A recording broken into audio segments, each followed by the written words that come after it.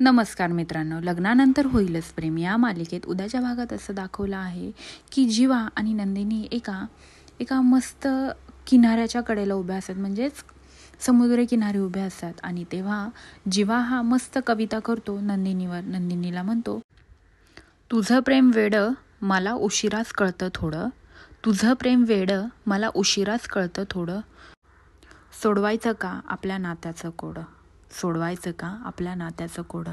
हे सगळं ऐकून नंदिनी त्याच्याकडे बघतच राहते, कारण की जीवानी तिच्यावर छान कविता केलेली असते.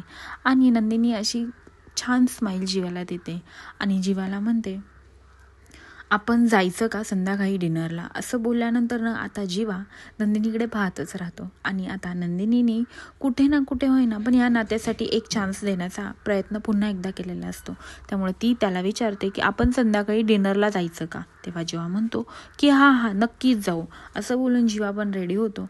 आता नंदिनी आणि जीवा यांच्या नात्याला अजून एक चान्स मिळेल का. तसंच इकडे आता काव्या ही पार्थला म्हणत असते, तुम्ही मला या नात्याच्या पलीकडे भेटला असतात तर तुमचं आणि माझं काहीतरी वेगळंच नातं असतं. असं बोलल्यानंतर आता पार्थ 2 मिनटं शांत होतो आणि तिला म्हणतो की संध्याकाळी आपण लॉंग ड्राईव्हला जायचं का.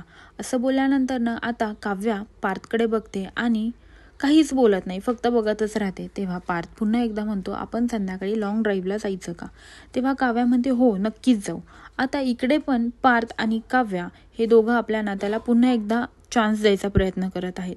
आता काव्या हे सगळं विसरून ह्या नात्याला पुन्हा एकदा चान्स देईल का, हे पाहण्यासाठी विसरू नका लग्नानंतर होईलच प्रेम. आणि माझ्या चॅनलला लवकरात लवकर सबस्क्राईब करा. धन्यवाद.